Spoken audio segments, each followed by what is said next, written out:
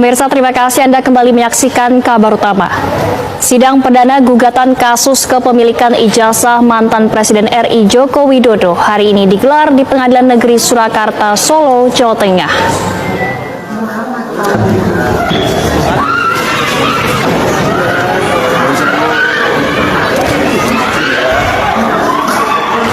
Sidang dimulai pada pukul 10.30 waktu Indonesia Barat, dipimpin Hakim Ketua Putu Gede Haryadi dan Hakim Anggota Stigna dan Wahyuni Prasetyaningsih. Proses sidang sempat diskors oleh majelis hakim karena terdapat administrasi yang belum lengkap dari pihak tergugat.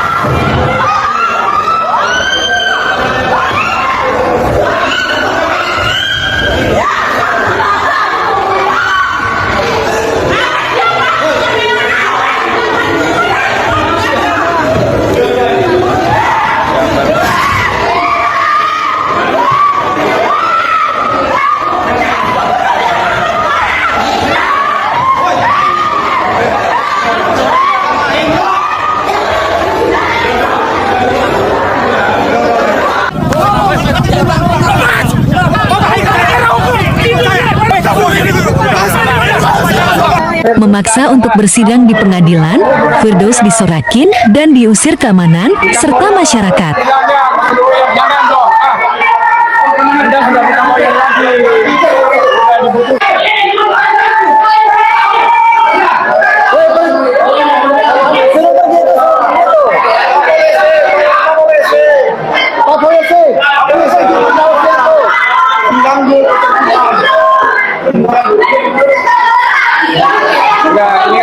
Ini kan membuat gaduh.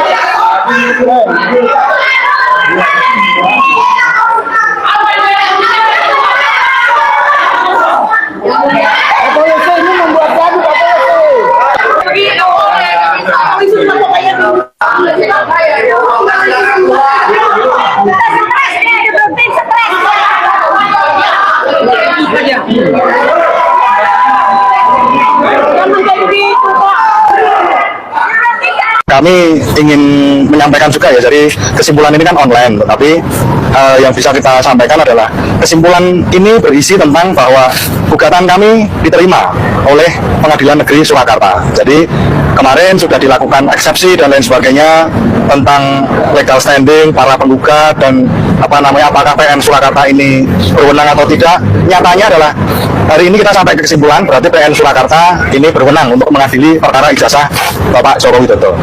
Yang kedua, bahwa dari kesimpulan itu kami juga menyampaikan bahwa selama ini kan terus dikaitkan bahwa siapa yang menggugat itu yang memberikan bukti, kan begitu.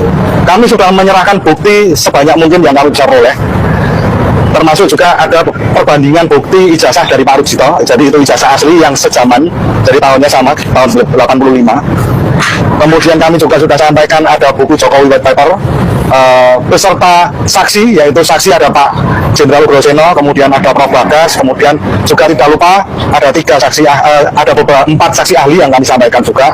Itu ada dari Pak Roy, kemudian Bu Dr. Tifa, dan juga Rismon. Nah, dari semua yang kami sampaikan itu kalau di dalam bidang rezim perdata ya, itu kan sebanyak-banyaknya bukti yang bisa membuktikan, sebanyak-banyaknya fakta yang bisa dibuktikan di persidangan itu seharusnya yang didengarkan. Karena seperti yang kita lihat sendiri bahwa dari penasihat hukumnya Pak Jokowi itu tidak signifikan memberikan bukti-bukti, terutama pada bukti ijazah asli.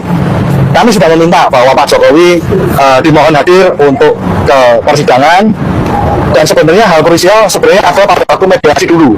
Jadi dalam mediasi itu sebenarnya diatur dalam perma, itu sebagai prinsipal itu harus bisa hadir untuk melaksanakan mediasi, tetapi itu tidak dilaksanakan. Kemudian ketika dalam proses persidangan pun juga sama, jadi tidak ada bukti-bukti yang relevan atau yang bersifat penting yang dihadirkan kepada hakim di persidangan. Jadi para tergugat satu itu hanya menunjukkan beberapa bukti tentang penyitaan ijazah dan lain sebagainya. Kemudian tergugat 2 pun juga sama, tetapi tergugat 4 Kapolri itu sama sekali tidak mengajukan bukti maupun saksi. Apalagi bukti saksi yang mereka hadirkan bahwa para tergugat 1 ini adalah bukti-bukti saksi-saksi yang menerangkan KKN-nya Pak Jokowi. Nah, ini tidak relevan karena apa? Yang dibuktikan oleh kuasa hukum Pak Jokowi itu hanya keberlangsungan KKN-nya saja. Sedangkan kami itu tidak hanya menggugat masalah KKN, tetapi juga masalah ijazah, kemudian transkrip nilai, kemudian masa studi beliau dan lain sebagainya untuk membuktikan ijazahnya beliau itu benar asli atau tidak, atau palsu seperti yang diupload oleh Dian Sandi Utama. Tetapi yang dibuktikan oleh para tergugat itu tidak mematahkan atau tidak membuktikan bahwa ijazahnya Pak Jokowi itu asli. Jadi tidak ada hal yang secara prinsip itu bahwa ini loh ijazahnya asli, itu tidak ada dari bukti tertulis maupun bukti saksi yang diajukan, kira-kira begitu. Jadi kesimpulan kami, apalagi yang kemarin terakhir kami mengajukan yang namanya sumpah pemutus decision itu juga merupakan salah satu upaya kami bahwa kami ini serius untuk menanyakan ijazahnya Pak Jokowi. Jadi sebenarnya masalah ini sepele kalau teman-teman atau masyarakat melihat, seandainya ditanya ijazahnya asli atau palsu, tinggal ditunjukkan aja, dicek siapa dosennya dan lain sebagainya, dicek di universitasnya, itu sebenarnya sudah selesai. Tapi hari ini ijazahnya tidak ditunjukkan, tetapi semuanya ikut membantah, tetapi membantah yang tidak secara teknis seperti itu. Kalau yang berkaitan dengan itu Pak, kan dianggap Pak Jokowi itu melakukan perbuatan melawan hukum karena tidak menunjukkan ujaran kebencian. Itu dari hasil persidangan kemarin apa yang dikatakan? Jadi kalau menurut kami jelas para tergugat ini ya tidak hanya Pak Joko Widodo. Jadi Pak Joko Widodo ini karena beliau itu seorang pejabat publik, mantan presiden yang sampai hari ini masih dipanggil sebagai presiden ke-7 Republik Indonesia. Beliau juga menikmati pensiun, kemudian pengawalan, bahkan baru-baru ini juga diberikan rumah yang sangat megah dan lain sebagainya. Itu menurut kami ya melakukan perbuatan melawan hukum karena ketika ditanya ijazahnya saja kok tidak. Ya, halo teman-teman, selamat berjumpa kembali bersama saya di channel ini. Kita sudah menyaksikan teman-teman cuplikan video yang cukup menarik. Dan teman-teman, sebelum kita bedah lebih dalam polemik pada hari ini, jangan lupa untuk berikan komentar kalian dan subscribe channel kita agar tidak ketinggalan update terbaru yang kita sampaikan setiap hari. Di sini teman-teman, kita melihat beberapa komentar-komentar teman-teman kita di cuplikan video ini, dan mari kita lihat bersama teman-teman bagaimana perkembangannya.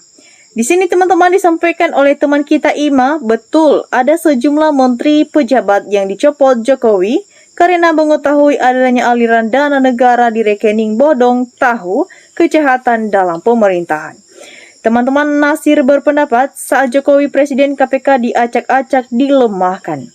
Teman-teman kita lanjut, cantik-cantik berpendapat kejahatan Jokowi luar biasa, kenapa hukum selalu melindunginya. Ya teman-teman ya, Dua Bida berpendapat kelamaan pegal mendengarkan aman Jokowi pada takut sama semesta aja tidak takut. Ya teman-teman, Songkeng juga memberikan komentarnya kenapa ketua KPK baru mau jujur. Apakah karena tidak ada lagi jalan lain, udah kehabisan bahan atau akal untuk membela kejahatan ijazah palsu Joko Widodo? Ya teman-teman, Randy Gusmanto berpendapat, Republik Indonesia ini seharusnya, ini karena orang yang mengelola negara tidak kompeten. Uang yang seharusnya masukkan ke negara, malah dibagi-bagi ke sesama mereka yang sudah kong-kalingkong, orang yang mengkritik dibungkam oleh orang yang berkuasa. Ya teman-teman, di sini juga teman kita Mei Danianto berpendapat, coba aja bongkar rumahnya di Solo, pasti ada bunker duit di sana karena dia minta penjagaan terus di rumahnya. Teman-teman Abdullah berpendapat, mestinya waktu itu bapak-bapak ini rekam pembicaraan dengan Joko Widodo. Teman-teman kita lanjut, Mahkrowi berpendapat, wah berarti rusak banget ijazah diduga palsu menggunakan kewenangan yang melanggar jalur hukum. Kalau betul tangkap, adili dan masukkan bui. Ya teman-teman kita lanjut, Onoy berpendapat masih tergantung presiden selama hidup-hidup Jokowi melengsarkan aman dan terkendali. Di sini juga teman-teman Anar Bewandra berpendapat, nah kan benar, walaupun segala cara ya pejabat sampai presiden tidak mampu, apalagi KPK tetap terkena hukum. Ya teman-teman kita lanjut, di sini juga teman kita Ibu Karnifar berpendapat, ya melindungi satu takut, dua dapat uang sogokan, menyesalnya nanti di akhirat. Teman-teman Abdul Rah berpendapat, ya Jokowi harus diproses hukum, KPK harus melihat persoalan yang sangat serius ini. Ya teman-teman, Goro berpendapat, ya drama kejahatan pemimpin negara yang sengaja tidak diselesaikan.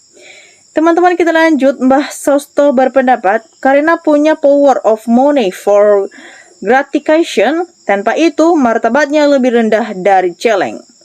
Teman-teman kita lanjut, di sini disampaikan oleh teman kita Andi Ansyah berpendapat, demi tegaknya keadilan dan bongkar pengkhianatan dan kemunafikan, Joko Widodo pada NKRI dan bersatu.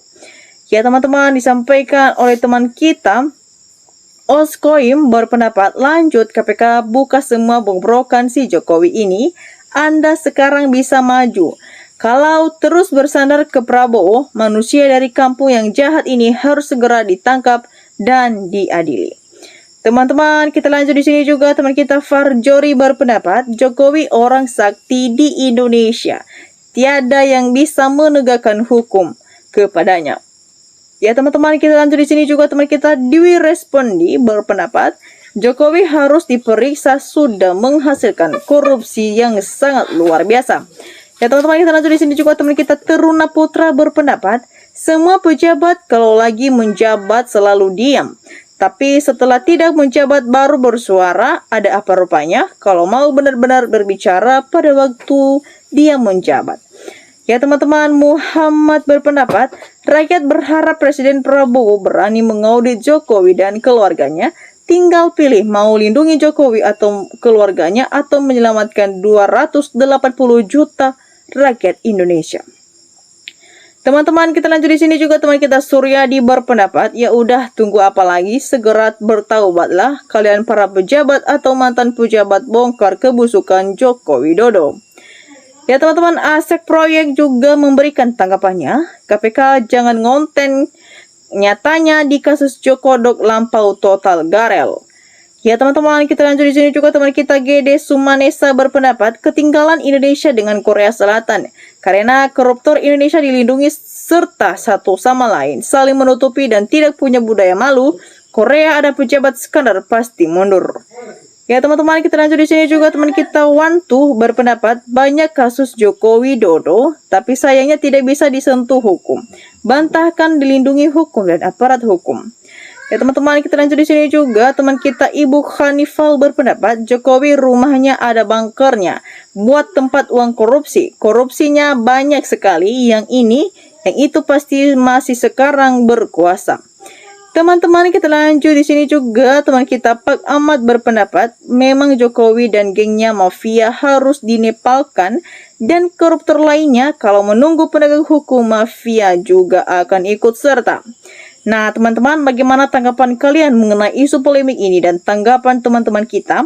Jangan lupa teman-teman untuk berikan opini cerdas kalian di kolom komentar di bawah. Dan demikian saja cuplikan video kali ini teman-teman.